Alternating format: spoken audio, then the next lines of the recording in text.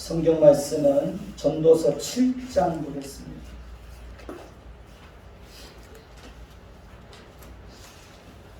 전도서 7장 1절부터 7절까지 있습니다. 전도서 7장 1절부터 7절까지 돌아가면서 읽겠습니다. 좋은 이름이 좋은 기름보다 낫고 죽는 날이 출생하는 날보다 나으며 조상집에 가는 것이 잔치집에 가는 것보다 나으니 모든 사람의 끝이 이와 같이 됨이라. 산자는 이것을 그의 마음에 둘지어다. 슬픔이 웃음보다 나음은 얼굴에 근심하는 것이 마음에 유익하기 때문이라. 지혜자의 마음은 조상집에 있으되 우매한 자의 마음은 혼인집에 있느니라. 지혜로운 사람의 책망을 듣는 것이 우매한 자들의 노래를 듣는 것보다 나으니라. 우매한 자들의 웃음소리는 속 밑에서 다시 나부타는 소리 같으니 이것도 헛되더니라. 탐욕이 지혜자를 우매하게 하고 뇌물이 사람의 명철을 망하게 하느니라.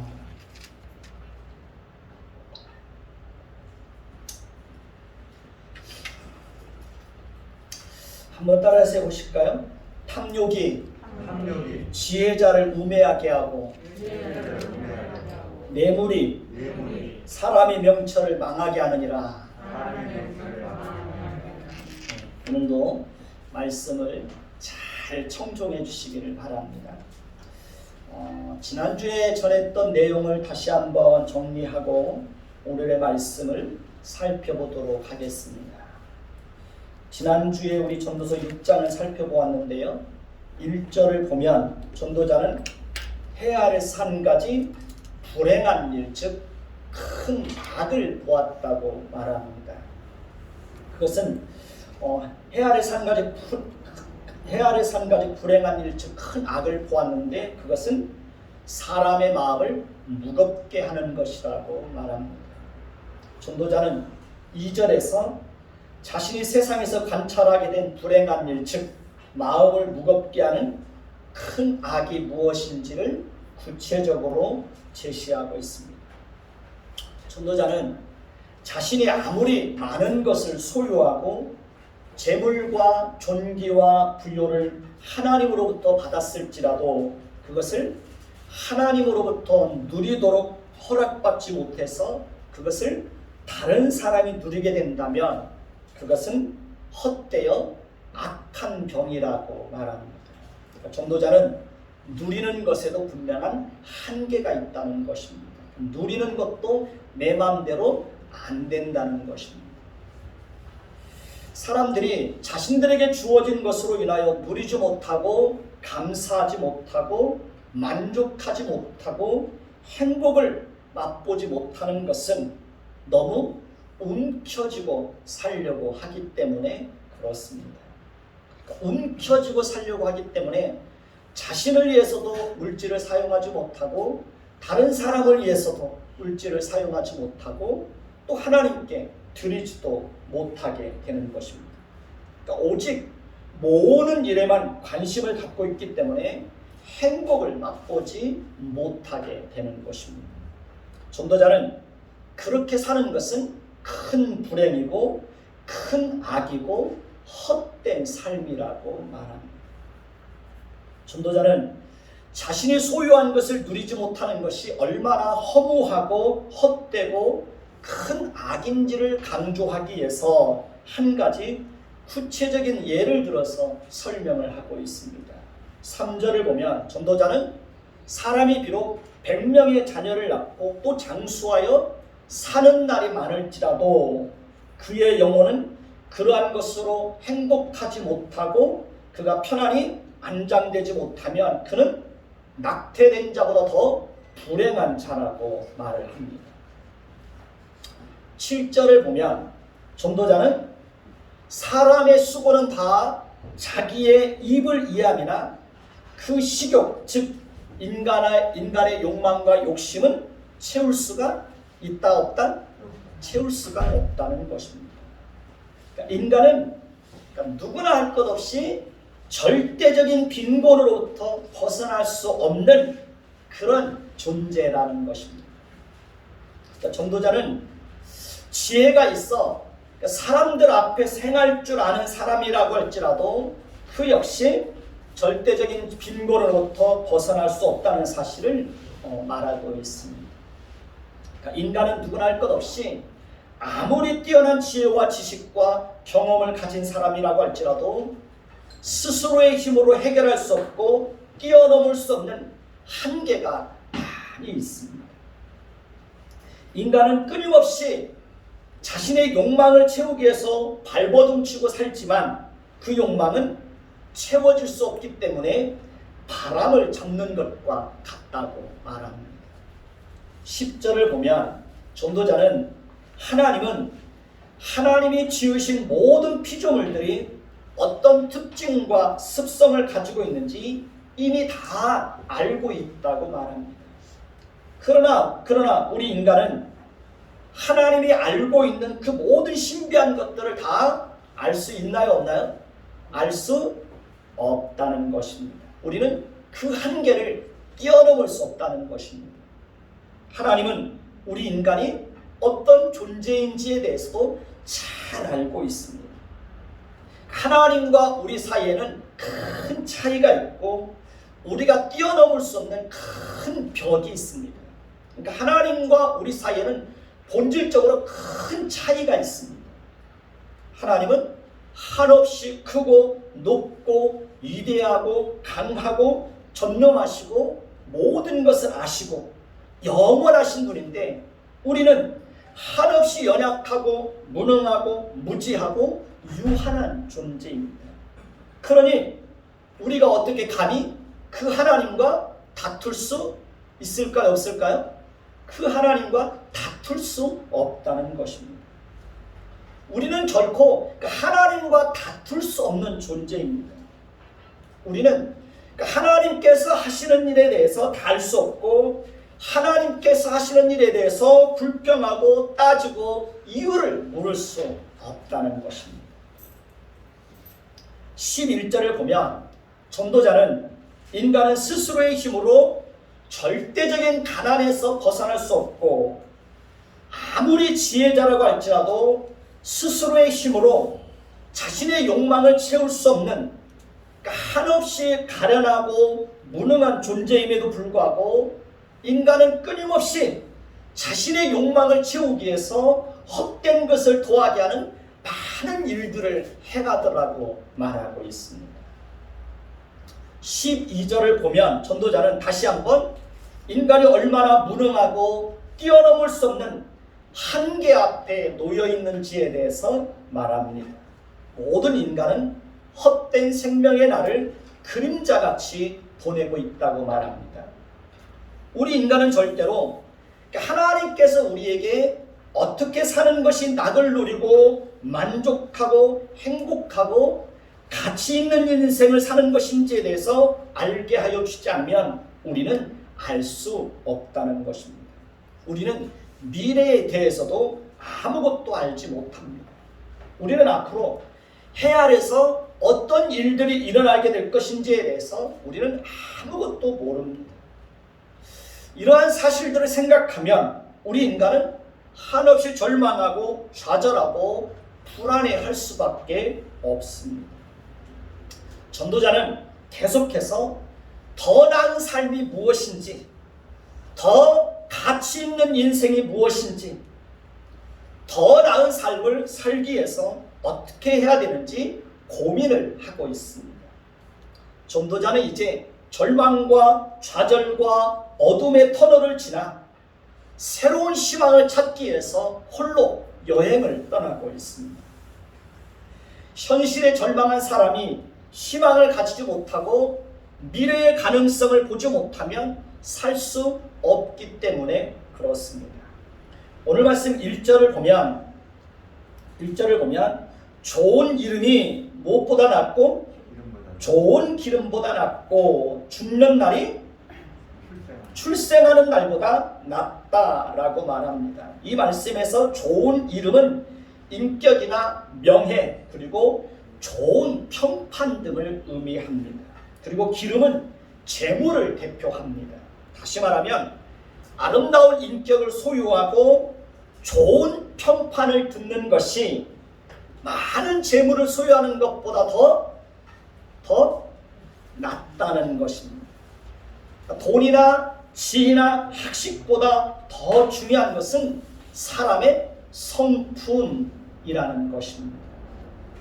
그런데 개중에 보면 성품이 형편없는 사람들이 많이 있습니까? 없습니까? 성품이 형편없는 사람들이 많이 있습니다. 국회의원이나 장관이나 재벌들 중에서도 성품이 형편없는 사람들이 많이 있습니다. 술 먹고 택시기사를 욕하고 멱살을 잡고 행패를 부리고 성품이 이렇게 형편없는 사람이 법무부 차관에 임명되었다가 6개월이 지나서야 그런 것들이 드러나니까 스스로 물러나는 것입니다. 그런 사람들이 법무부 차관으로 임명된다는 것이 한심한 거죠.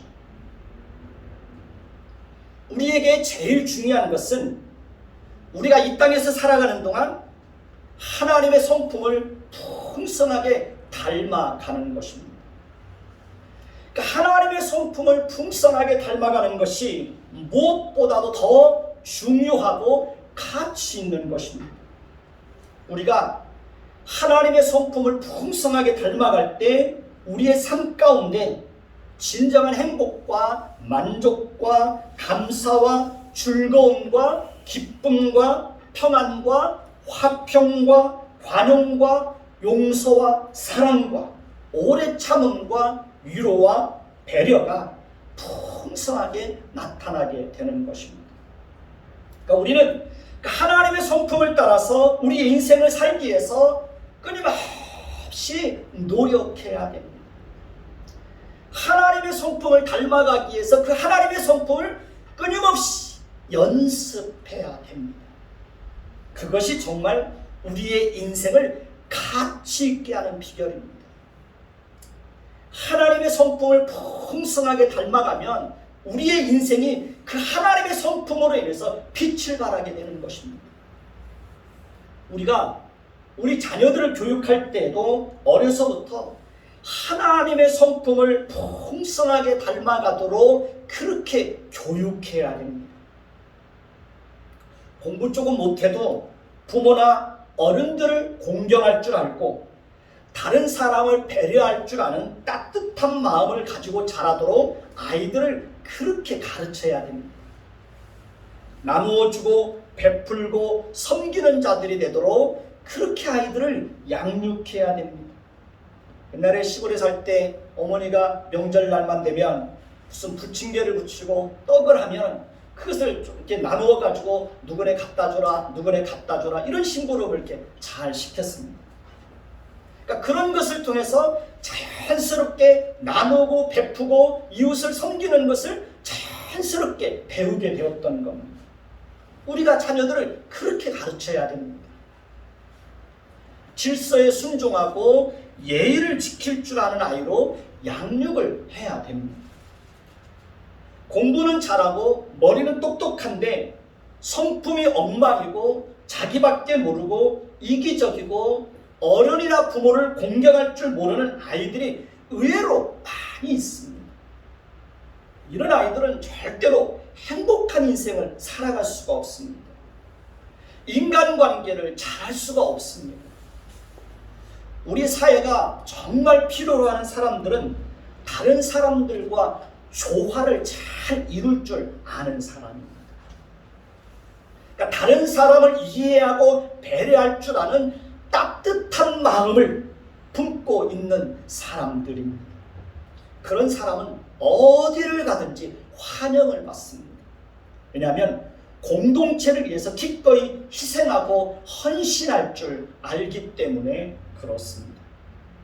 전도자는 아름다운 이름, 즉 인격과 명예와 좋은 평판을 듣는 것이 많은 재물과 높은 지혜를 얻는 것보다 더 가치 있다고 말합니다. 전도자는 그 속에서 새로운 희망을 찾아보고 인생의 의미와 미래의 가능성을 찾아보고자 합니다. 2절을 보면 전도자는 초상집에 가는 것이 잔치집에 가는 것보다 낫다고 말합니다. 전도자는 왜 초상집에 가는 것이 잔치집에 가는 것보다 낫다고 했을까요? 사실은 초상집에 가는 것보다 어디에 가는 것이 더 낫습니까? 잔치집에 가는 것이 더 즐겁고 더 행복합니다. 그럼에도 불구하고 초상집에 가는 것이 잔치집에 가는 것보다 더 낫다고 하는 것은 그곳에서는 죽음을 생각하고 죽음을 배울 수 있는 그런 자리가 되기 때문에 그렇습니다. 초상집에 가면 자기의 삶을 깊이 돌아보는 그런 계기가 됩니다. 자신의 인생을 깊이 성찰하게 됩니다. 자신이 그렇게 움켜쥐고 살려고 했던 것들이 얼마나 허무하고 헛된 것인지를 죽음 앞에서 철저하게 깨닫게 됩니다. 인생은 빈손으로 왔다 빈손으로 돌아간다는 사실을 죽음 앞에서 확실하게 보게 됩니다. 초상집에 가면 애통하고 눈물을 흘리고 고통당하는 사람들의 아픔과 슬픔을 깊이 이해하게 됩니다. 우리도 언젠가는 죽음 앞에서 그들처럼 슬퍼하고 애통하고 고통스러워할 때가 있을 것입니다. 모든 인간은 죄와 비참함 속에서 살다가 언젠가는 죄의 결과로 인하여서 죽음에 이르게 됩니다. 그러니까 누구나 할 것 없이 모든 인간은 죽음을 피할 수 있어요? 죽음을 피할 수 없습니다.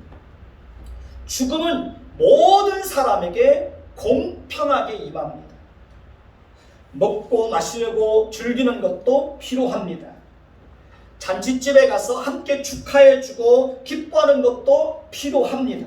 그러나 그보다 더 중요한 것은 죽음을 생각하고 자신의 삶을 항상 성찰하고 하루하루 진지하게 살아가는 것이 우리의 인생을 더 가치 있고 행복하게 한다고 말합니다. 3절을 보실까요? 3절을 보면 슬픔이 웃음보다 나음은 얼굴에 근심하는 것이 마음에 유익하기 때문이라고 말합니다. 이것도 역설적입니다. 우리는 슬픔보다 무엇을 더 좋아합니까? 웃음을 좋아합니다. 기쁨을 더 좋아합니다. 그러나 전도자는 이것을 반대로 얘기합니다. 우리는 우리의 슬픔과 고통과 아픔을 통해서 사실은 다른 사람을 더 이해할 수 있게 됩니다. 우리는 우리의 가난을 통해서 가난한 자의 고통을 이해할 수 있습니다. 저는 돈을 빌리고 그것을 갚지 못해서 여러 해 동안 마음고생을 심하게 했던 적이 있습니다. 그러니까 하루도 편안했던 적이 없었던 것 같아요. 그러니까 약속을 지키지 못한 것으로 인하여 크게 절망하고 좌절했던 적이 참 많이 있습니다. 그래서 저는 빚진 자의 마음을 누구보다도 더 잘 알고 있습니다. 빚을 지고 살아간다는 것이 얼마나 고통스러운지 저는 그것을 뼈저리게 경험한 적이 있습니다. 저는 초등학교 다닐 때 무릎을 다쳐서 걷지 못해서 어머니가 학교에다 업어다 준 적이 있습니다. 쉬는 시간이 되어서 화장실을 가야 되는데 제 발로 걸어갈 수 없어서 의자에 앉아서 펑펑 울었던 적이 지금도 생생하게 기억하고 있습니다. 그래서 저는 조금은 장애인들의 고통을 잘 알고 있습니다. 슬픔을 경험해본 사람이 슬픔 당하는 자들을 진정으로 위로하고 함께 아픔을 나눌 수 있고 품어줄 수 있고 긍휼을 베풀어 줄 수 있는 것입니다. 3절을 다시 보면 전도자는 슬픔이 웃음보다 나음은 얼굴에 근심함으로 마음이 좋게 됨이라고 말합니다. 유익하기 때문이라고 말합니다. 얼굴에 근심하는 것이 왜 마음에 유익하다고 말할까요? 마음의 근심은 우리의 마음이 삐뚤어지고 잘못되었을 때 우리의 마음을 바로잡아주는 역할을 하기 때문에 그렇습니다.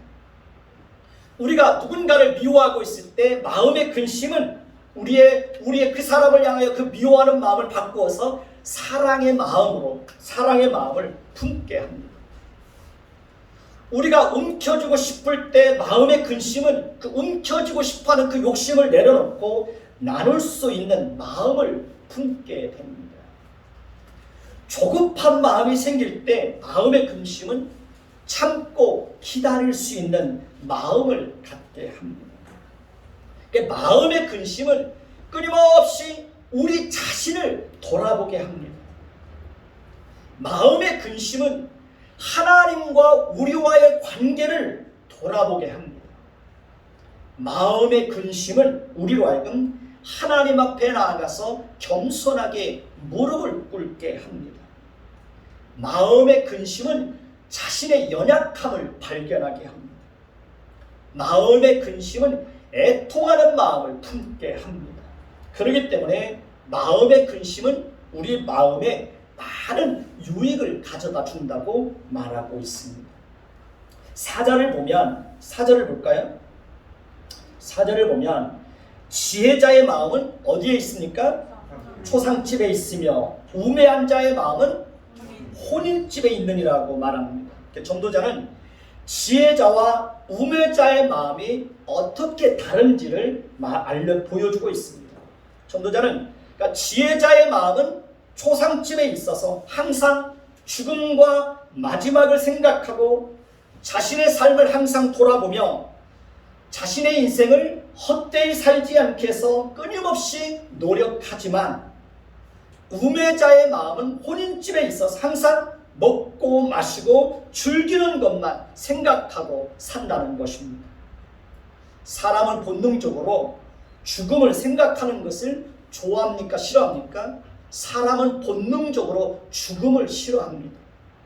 사람은 본능적으로 먹고 마시고 즐거워하는 것을 좋아합니다. 5절을 볼까요? 5절을 보면 같이 읽습니다. 지혜로운 자의 책망을 듣는 것이 우매한 자들의 노래를 듣는 것보다 낫다고 말합니다.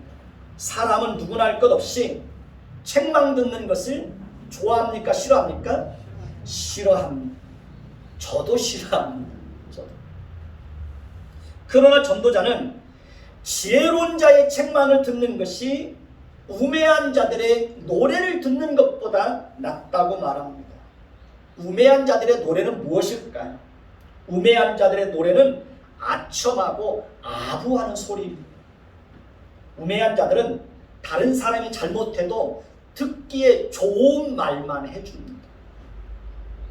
우매한 자들은 다른 사람이 분명히 잘못된 길을 가고 있음에도 불구하고 자기 편이라고 해서 무조건 잘하고 있다고 칭찬하고 박수칩니다. 부모는 자식이 잘못하고 있을 때 무조건 괜찮다고 좋은 말만 하지 않습니다. 부모는 자식들을 사랑하기 때문에 때로는 쓴소리도 해야 됩니다. 자식을 정말 사랑하는 부모라면 자식이 듣기 싫어해도 할 말은 해야 되는 것입니다. 왜냐하면 그렇게 하는 것이 자식을 살리고 자식으로 하여금 잘못된 길에서 돌이키게 할 수 있기 때문에 그렇습니다. 목회자도 성도들에게 항상 듣기 좋은 말만 할 수 없습니다. 때로는 책망도 해야 됩니다. 그래야 성도들의 영혼이 잘못되는 것을 막을 수 있기 때문에 그렇습니다. 잠언 12장 1절을 보면 훈계를 좋아하는 자는 지식을 좋아하거니와 징계를 싫어하는 자는 짐승과 같다고 말합니다. 우리는 훈계를 통해서 참된 지식을 배울 수 있습니다. 우리는 훈계를 통해서 인생을 살아가는 참된 지혜를 얻을 수 있습니다. 우리는 훈계를 통해서 무엇이 옳고 그릇된 것인지를 배울 수 있습니다. 우리는 훈계를 통해서 무엇이 더 중요하고 무엇이 덜 중요한지를 배울 수 있습니다. 우리는 훈계를 통해서 무엇이 더 가치 있고 무엇이 더 우선되는지를 배울 수가 있습니다. 훈계를 통해서 생각이 자라는 것입니다. 그래서 우리는 우리 아이들이 자랄 때에 생각이 같이 자랄 수 있도록 아이들에게 끊임없이 훈계를 해야 되는 것입니다. 그래야 아이들이 생각이 자라고 분별력을 갖게 되는 것입니다. 훈계를 잘 듣는 사람이 큰 사람이 될 수 있습니다. 그러나 훈계를 싫어하는 자는 깨닫지 못하기 때문에 멸망하는 짐승과 같은 인생을 살게 된다는 것입니다. 잠언 13장 1절을 보면 지혜로운 아들은 아비의 훈계를 들으나 거만한 자는 꾸지람을 즐겨 듣지 아니한다고 말합니다. 그렇습니다. 지혜로운 아들은 아비의 훈계를 잘 듣습니다. 그러니까 지혜로운 아들은 아비의 훈계를 잘 듣고 자신을 돌아보고 잘못된 길에서 늘 돌이키는 일을 합니다. 그러나 거만한 자식은 아비의 꾸지람을 즐겨 듣지 않습니다. 그리고 반항하고 자기 고집대로 여전히 살아갑니다. 잠언 13장 18절을 보면 훈계를 저버리는 자에게는 궁핍과 수욕이 이르거니와 징계를 받는 자는 존영을 받느니라고 말합니다. 그러니까 아버지의 꾸지람을 듣기 싫어하고 아비의 훈계를 귀담아 듣지 않고 저버리는 자에게는 궁핍과 수욕, 즉 부끄러움이 임한다고 말합니다.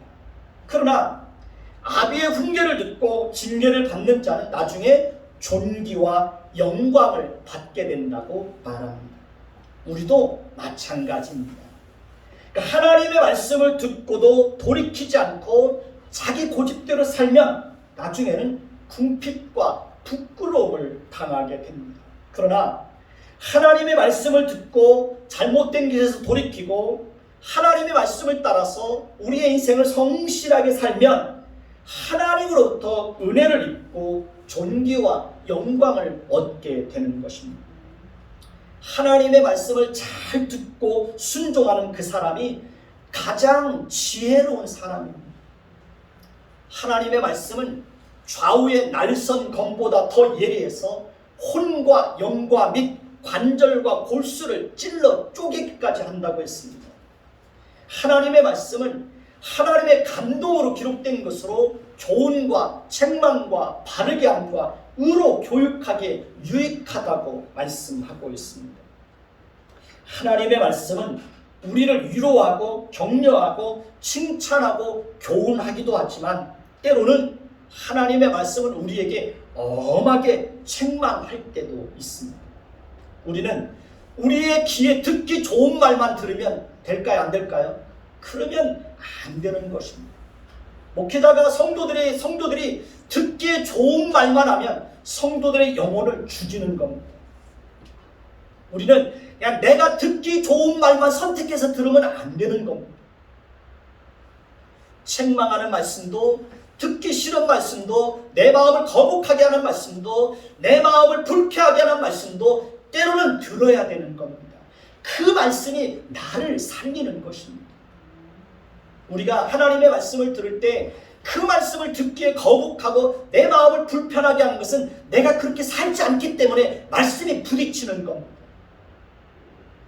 그럴 때는 우리의 마음을 내려놓으셔야 됩니다.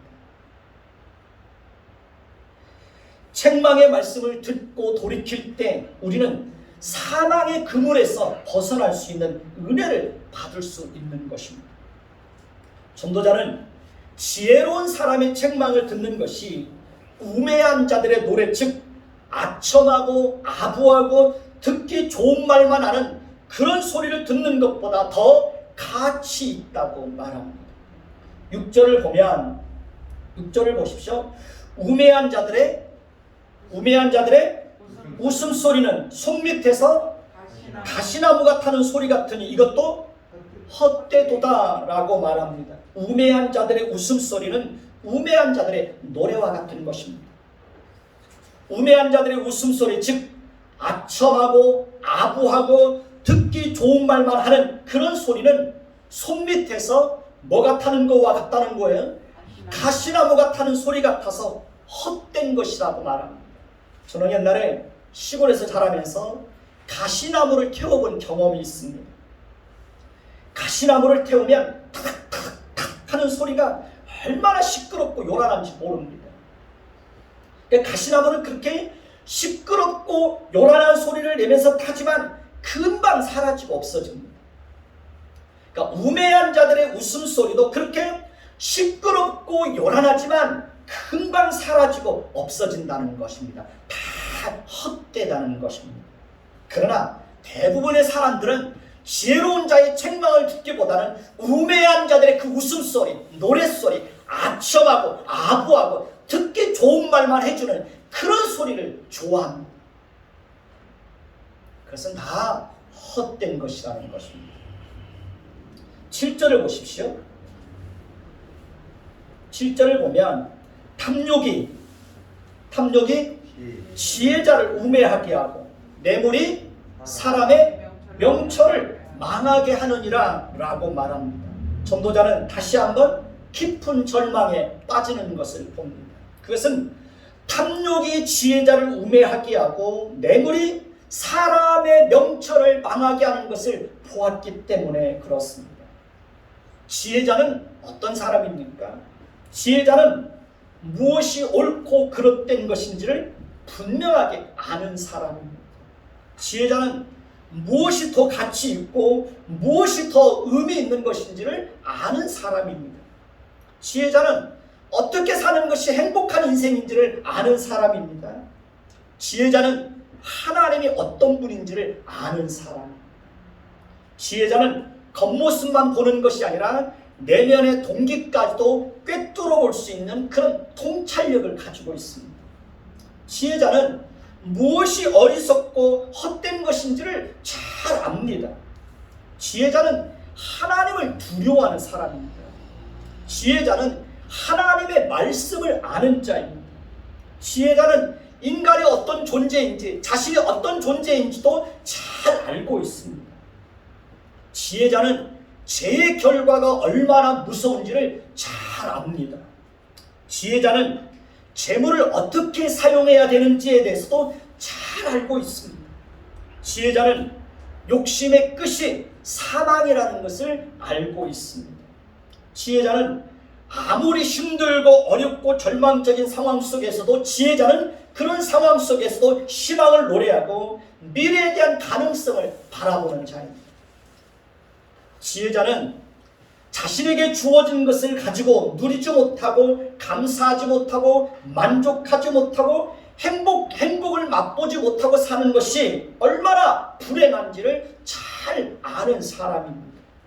지혜자는 사람들로부터 좋은 평판을 듣고 하나님의 성품을 풍성하게 닮아가는 것이 많은 재물을 얻고 세상에서 성공하는 것보다 더 가치 있는 것이라는 것을 잘 압니다. 지혜자는 항상 죽음을 생각하고 자신의 삶을 성찰하고 돌아보는 삶이 잔치집에 가서 웃고 떠들고 즐기는 것보다 더 가치 있다는 것을 알고 있습니다. 지혜로운 자는 사람의 책망을 듣는 것이 우매한 자들의 아첨하고 아부하고 듣기 좋은 말만 하는 것보다 더 낫다는 것을 잘 알고 있습니다. 지혜자는 도덕적이고 윤리적인 삶을 통해서 더 깨끗하고 더 바르고 더 이상적인 삶을 추구하는 사람입니다.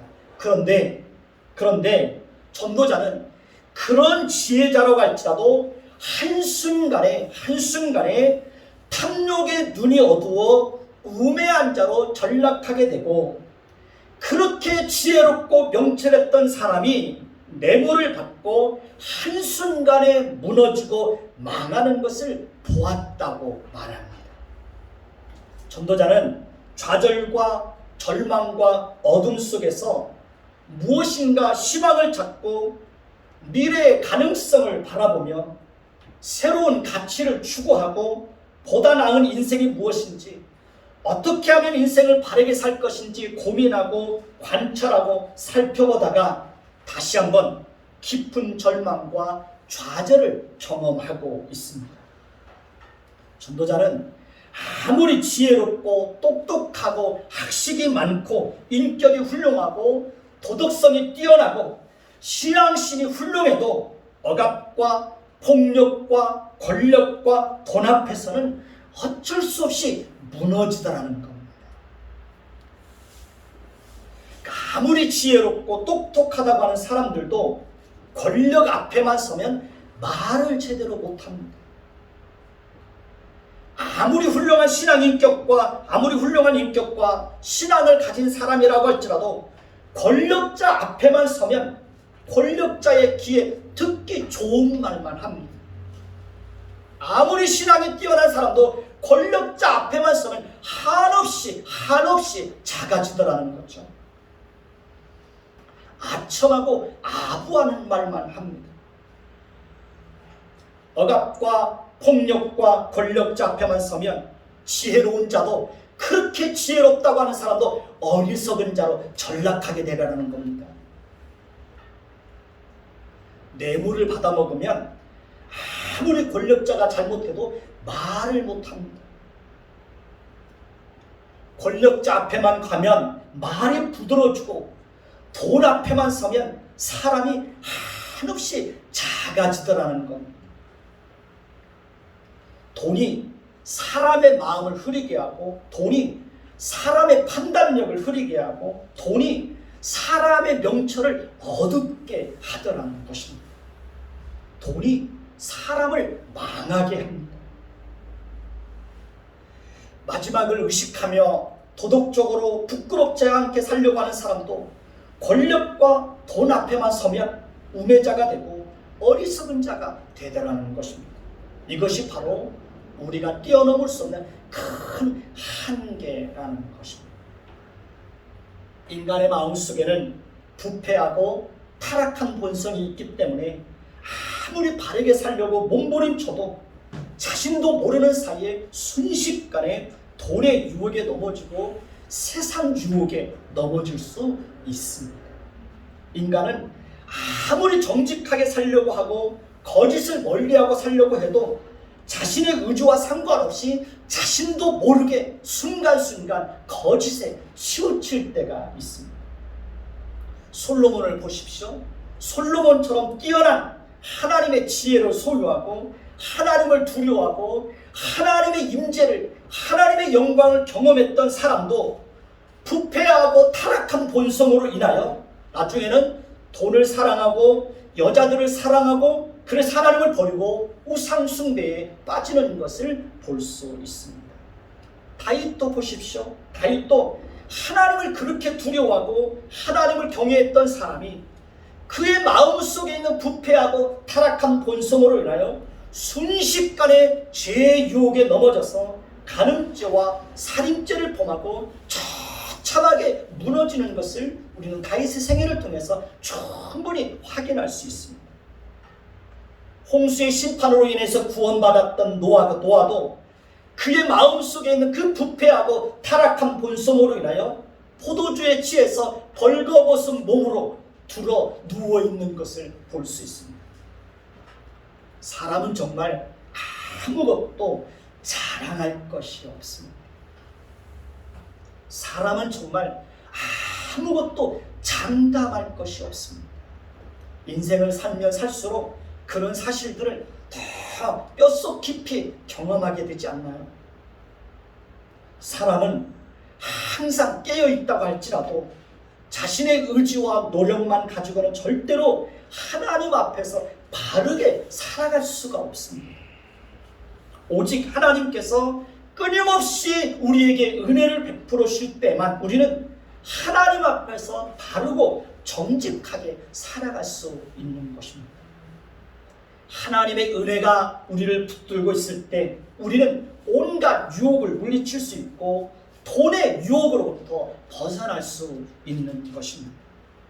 따라서 우리는 끊임없이 하나님의 은혜를 구해야 합니다.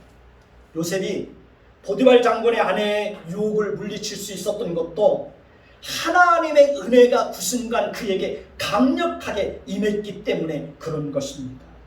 요셉이 잘나서 그가 스스로의 힘으로 유혹을 물리칠 수 있었던 것이 아닙니다. 하나님께서 요셉을 통해서 이루시고자 작정하신 것이 있었기 때문에 요셉으로 하여금 죄의 유혹에 빠지지 않도록 하나님께서 그에게 은혜를 주셨던 것입니다. 다니엘과 다니엘의 세 친구들이 이방 나라의 포로로 잡혀갔어도 우상 앞에 절하지 않고 목숨을 걸고 신앙을 지키고 다니엘이 하루 세 번씩 무릎을 꿇고 하나님께 기도할 수 있었던 것도 하나님의 은혜가 그들에게 강력하게 임했기 때문입니다. 그들을 통해서 하나님이 어떤 분인지를 이방 나라에서도 밝히 드러내게 하시기 위해서 하나님은 그들에게 끊임없이 강력한 은혜를 베풀어 주셨던 것입니다. 그러니까 목숨 걸고 신앙을 지키고 목숨 걸고 기도할 수 있었던 것은 하나님의 은혜였던 것입니다. 따라서 우리도 하나님께서 우리에게 끊임없이 은혜를 베풀어 주시기를 위해서 기도해야 됩니다. 믿음을 지킬 수 있는 것도 하나님의 은혜가 우리에게 임할 때 어떤 상황 속에서도 믿음을 지킬 수가 있는 것입니다. 하나님의 은혜가 우리에게 임할 때 우리는 돈의 유혹에서 벗어날 수 있는 것입니다. 제가 회계를 10년을 넘게 보고 있습니다. 노예에서 회계를 맡은 지 10년이 넘었습니다. 얼마나 유혹이 심한지 모릅니다. 그 유혹에 빠지지 않도록 하나님께 끊임없이 기도하는 거예요. 순간순간 그 돈이 저를 유혹하는 거예요. 그것 때문에 얼마나 걱정하고 얼마나 근심하고 얼마나 제 자신을 하나님의 눈으로 제 자신을 살피는지 모릅니다. 그렇지 않으면 저도 돈의 유혹에 넘어가는 겁니다. 우리가 거룩하고 구별되게 살 수 있는 것도 하나님의 은혜가 우리에게 임하지 않으면 그렇게 살아갈 수가 없습니다. 우리는 하나님께서 우리에게 주신 것도 하나님의 은혜가 아니면 작은 것도 누릴 줄 모르고 살아갑니다. 나에게 상처를 주고 나를 힘들게 했던 사람들, 그런 사람들을 향하여서 우리 마음속에는 끊임없이 미운 마음이 생깁니다. 분노의 마음이 생깁니다. 그럴 때 하나님의 은혜가 내 마음과 내 생각을 지배하지 않으면 나를 힘들게 하고 나를 고통스럽게 했던 사람을 향해서 끊임없이 미워하고 분노의 감정을 품게 됩니다. 그러나 하나님의 은혜가 내 안에 임하면 나를 힘들게 하고 나를 고통스럽게 했던 사람을 향하여서도 사랑과 긍휼의 마음을 품게 되는 것입니다. 여러분, 기도하는 거 쉽지 않죠. 기도하기를 싫은 죄를 결단코 범하지 않는 것도 하나님의 은혜가 끊임없이 우리에게 임할 때 우리는 쉬지 않고 하나님에게 기도할 수 있는 것입니다.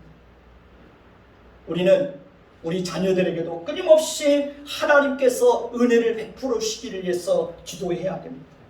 하나님을 바르게 알고 바르게 섬길 수 있도록 하나님께서 끊임없이 우리 자녀들의 그 생애 속에 인생 가운데 하나님의 은혜가 지속적으로 임할 수 있도록 우리는 자녀들을 위해서 그렇게 기도해야 됩니다. 노아가 당대의 의인이요 하나님께서 그에게 명령하신 것을 성실하게 준행할 수 있었던 것도 하나님의 은혜가 그에게 지속적으로 임했기 때문에 가능했던 것입니다. 에녹이 300년 동안 하나님과 동행할 수 있었던 것도 그가 잘났기 때문이 아닙니다. 하나님의 은혜가 그로 하여금 그런 삶을 가능하게 하였던 것입니다. 우리 열린 교회가 지금까지 교회의 등불이 꺼지지 않고 지내올 수 있었던 것도 하나님께서 끊임없이 은혜를 베풀으셨기 때문에 가능했던 것입니다. 우리가 지금까지 살아올 수 있었던 것도 하나님이 끊임없이 우리에게 은혜를 베푸셨기 때문에 우리는 오늘도 살아있는 것입니다. 어린아이가 엄마의 손길과 보살핌이 없으면 단 한순간도 살아갈 수 없듯이 우리도 하나님의 은혜가 아니면 살아갈 수 있을까요? 없을까요? 하나님의 은혜가 아니면 살아갈 수가 없습니다. 여러분들 이 신앙 고백을 하나님 앞에 겸손하게 드릴 수 있어야 됩니다. 하나님의 은혜가 아니면 한순간도 살아갈 수 없다는 사실을 하나님 앞에 겸손하게 고백하는 사람이 늘 하나님 앞에 무릎을 꿇게 되는 거예요.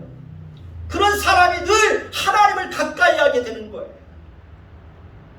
하나님의 은혜가 아니고 내 힘과 내 의지와 내 노력으로 얼마든지 살아갈 수 있다고 생각하는 사람은 절대로 하나님을 가까이 하지 않습니다. 하나님 앞에 겸손하게 무릎을 꿇지 않습니다.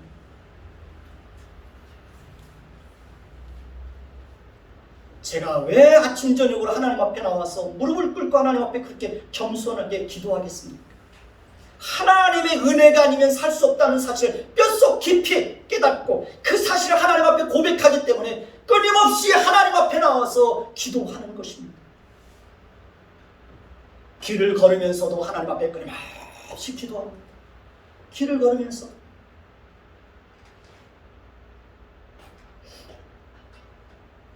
하나님의 은혜가 우리에게 끊임없이 임하지 않으면 우리는 언제라도 미련하고 어리석은 자로 전락할 수 있습니다. 여러분 그런 경험 갖고 있지 않나요? 하나님의 은혜가 우리에게 끊임없이 임하지 않으면 우리는 순간순간 불신앙 속에 빠지고 하나님을 시험하는 어리석음 속에 빠질 수 있습니다. 하나님의 은혜가 우리에게 끊임없이 임하지 않으면 우리는 부패하고 타락한 본성을 따라서 순간순간 다른 사람의 어떤 우리를 향한 어떤 말과 어떤 그 행동에 의해서 순간순간 혈기를 드러냅니다. 여러분 가정 안에서 자녀들의 말과 어떤 태도 때문에 혈기가 일어나고 남편과 아내의 어떤 서로 다른 어떤 그 태도와 말 때문에 순간순간 혈기가 드러나지 않나요? 하나님의 은혜가 우리에게 임하지 않으면 우리는 순간순간 우리 안에 있는 그 부패한 본성을 따라서 혈기를 드러낼 수 있는 거예요. 하나님의 은혜가 우리에게 임하지 않으면 우리는 언제라도 부패하고 타락한 본성을 따라서 자기를 사랑하고 돈을 사랑하고 그런 인생을 살아갈 수밖에 없는 것입니다. 하나님의 은혜가 임하지 않으면 우리는 순식간에 타락하고 부패한 본성을 따라서 순식간에 돌변할 수 있어요. 타락하고 부패한 본성을 따라 살지 않기 위해서 우리는 끊임없이 하나님 앞에 은혜를 구해야 합니다. 사람을 대할 때에도 부패하고 타락한 본성을 따라서 대하지 않고 하나님의 성품을 따라서 사람을 대할 수 있도록 우리는 끊임없이 하나님 앞에 은혜를 구해야 합니다. 우리 안에 하나님의 성품이 충만해지기를 위해서 우리는 기도해야 합니다. 우리가 이 땅에서 살아가는 동안 하나님의 은혜를 풍성하게 경험할 수 있기를 위해서도 우리는 끊임없이 하나님의 은혜를 구해야 합니다. 하나님은 은혜를 구하는 자에게 은혜를 주십니다. 하나님은 말씀을 사모하는 자들에게 깨닫는 은혜를 주십니다. 하나님은 말씀을 듣고 순종하는 자들에게 풍성한 은혜를 베풀어 주십니다. 저는 매주마다 말씀을 준비할 때마다 하나님 말씀을 바르게 이해하고 바르게 해석하고 바르게 적용할 수 있도록 하나님 나에게 은혜를 주세요. 나에게 은혜를 주세요. 끊임없이 하나님 앞에 말씀을 준비하면서 하나님 앞에 기도합니다. 그럴 때마다 정말 순간순간 하나님께서 제가 깨닫지 못하는 말씀을 하나님께서 깨닫도록 은혜를 주시는 것을 매주마다 경험하고 있습니다. 여러분, 하나님은 은혜를 구하는 자에게 은혜를 주십니다. 말씀을 사모하는 자에게 깨닫는 은혜를 주시고요. 하나님 앞에서 바르게 살려고 몸부림치는 자들에게 그렇게 살 수 있는 은혜를 주셔서 그렇게 살아가게 하시는 것입니다. 그러니 하나님 앞에서 하나님의 은혜가 아니면 살 수 없음을 하나님 앞에 고백하며 끊임없이 하나님의 은혜를 구하는 저와 여러분들이 되시기를 예수님의 이름으로 축원해 드리겠습니다. 기도하겠습니다. 하나님, 우리는 하나님의 은혜가 아니면 살 수 없습니다. 우리가 아무리 하나님 앞에서 바르게 살아보려고 정직하게 살아보려고 몸부림을 쳐도 하나님의 은혜가 아니면 우리는 순간순간 넘어질 수밖에 없음을 주님 앞에 고백합니다. 하나님의 은혜가 아니면 우리는 순간순간 부패한 본성을 따라서 생각하고 말하고 행동할 수밖에 없는 그런 어리석은 인생임을 주님 앞에 고백합니다. 주님, 우리에게 끊임없이 하나님께서 은혜를 주셔서 에녹이 아버지 300년 동안 하나님과 동행하는 인생을 살았던 것처럼 다니엘과 다니엘의 세 친구가 이방 나라의 포로로 잡혀가면서까지도 그곳에서 목숨 걸고 믿음을 지키며 목숨 걸고 하나님 앞에 기도했던 것처럼 그런 은혜가 우리에게 임할 수 있게 하옵소서. 주여, 마지막까지 우리의 믿음을 지키며 하나님의 성품을 풍성하게 닮아가며 하나님의 성품을 풍성하게 드러내는 우리의 인생이 되도록 하나님 끊임없이 우리에게 은혜를 주옵소서. 예수 그리스도의 이름으로 감사하며 기도드립니다. 아멘.